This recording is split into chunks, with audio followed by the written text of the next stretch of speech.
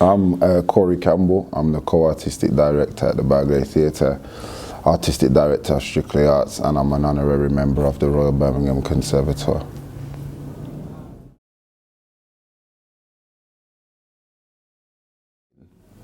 And SeaView for me is about one family, two sides, you know, one very much middle class, the other side very much working class.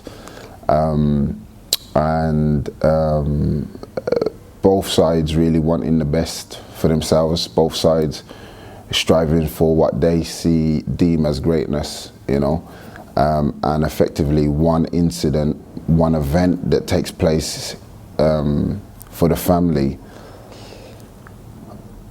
The series, I think, looks at the fallout of that event, that stabbing, and then we added the supernatural twist element because I think I personally had questions about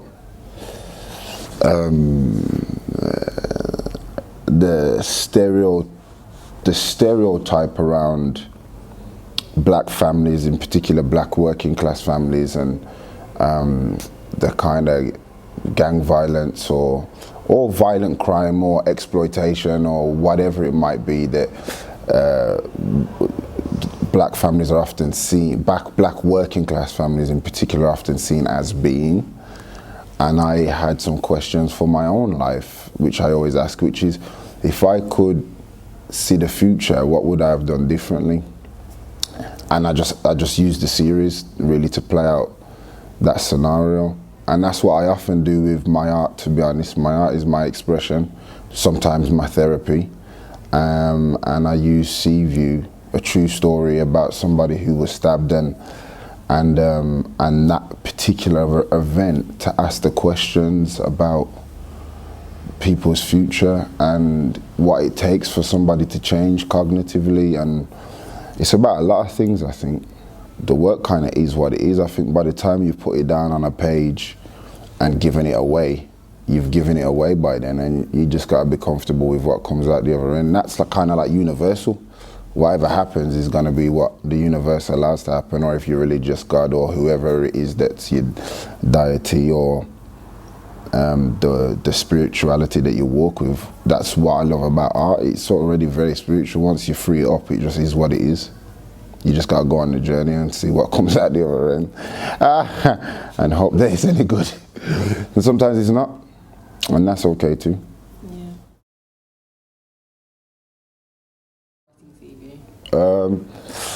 I'd written a pilot for SeaView, and then I just thought it would be cool if we had a writer's room and lots of different opinions and understanding of the world. So we did a call out, Belgrade. We did a call out for writers. You didn't need any experience. You could be new, you know, you could be a poet or a spoken word artist. We were just saying, come and join us. We ended up with a writer's room of 6 people, and they each did 1 episode. And again, they did a brilliant job, but that was really difficult to just free it over to them. But that was part of the process, and they each took 1 episode each, and they were from all different walks of life, which was amazing. And they all had very different experiences, and some had never had any of these type of experiences that SeaView explores. But I think that really added to it, and some of them had never written for screen before, and you know, there's varied experience. They were all West Midlands based, I believe, which was amazing, and incredibly, what do you call that? Where people exploratory, they were incredibly experimental, man. They weren't afraid to just go to places that I hated the idea of. And they really weren't afraid to tell me that that's where they were going, whether I liked it or not, which I also loved. It was a great experience. The writer's room was incredible. And I think that they wrote the episodes in 7 weeks, I want to say. I can't really remember, you have to look at something else. But it was like 7 weeks, I believe. Something like that.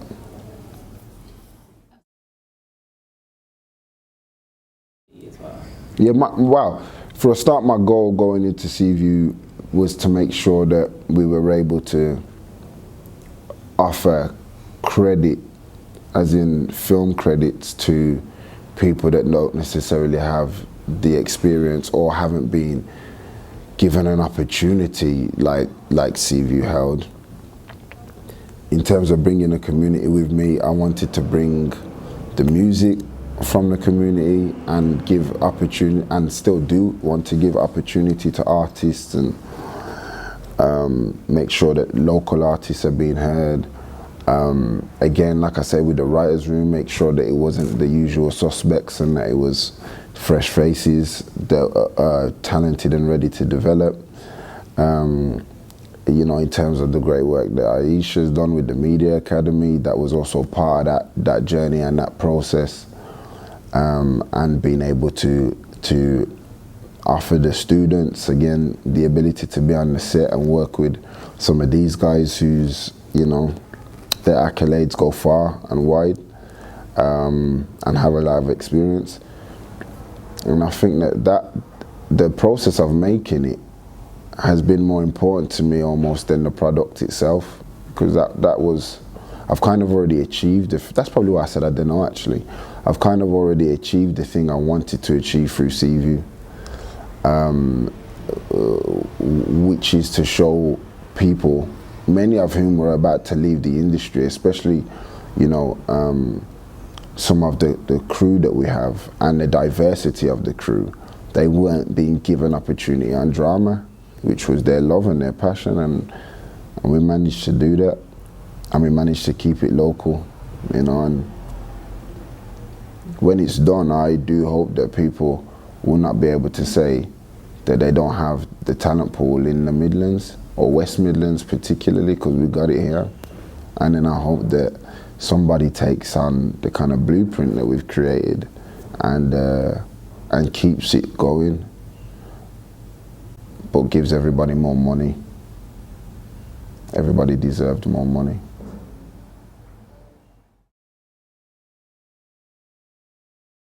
Great. So now that we've finished SeaView, the process will be a premiere November the 10th at the Belgrade Theatre. We're going to screen 3 of the episodes. There's 6 episodes, but we're going to screen 3 of the episodes on November the 10th on the main stage.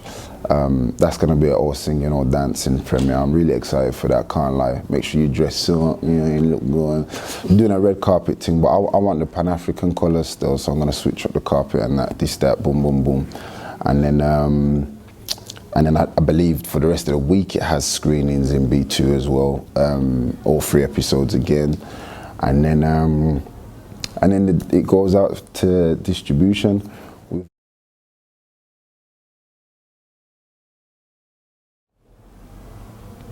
So very rarely my work is very focuses on the black community, but it's very rarely for the black community. In fact, I think it's sometimes quite traumatic for the black community to come out and watch my work.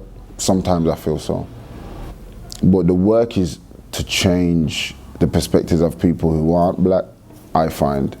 Other than fun shows I do like Club to Be and that, they're different, you know what I mean? They're throwaway, but I think for SeaView, I didn't want to do a typical knife crime series.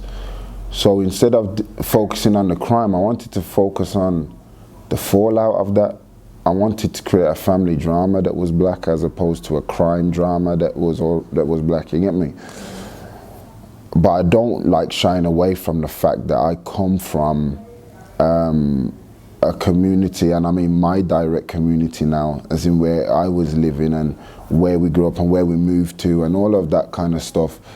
Oftentimes, because of the area and economics and socioeconomic circumstances, there was a lot of crime almost everywhere I came up. Other than, you know, one space when I lived in Castle Bromwich, which was really nice actually. I never talk about that much, but it was nice up there, but that's about it. The rest of the spaces that I was in were gang related, were affiliated, and were full of crime.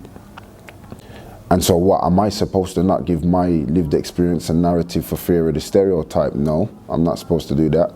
My art is my lived experience, but I also am an artist, so I can't really keep giving the same narrative.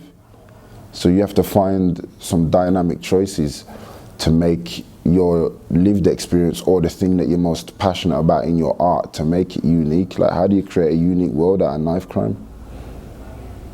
And that's another dilemma of being black, because oftentimes white people don't have to consider that when they're creating their work. They can do all kind of stories again and again and again, and nobody will ever question it. But when you have a lived trauma inside you, people don't want to keep being reminded of the same negative tropes. But if it is your lived experience, how do you hide away from that or shy away from it? It's madness. Do you understand? Mm-hmm. That's how I feel.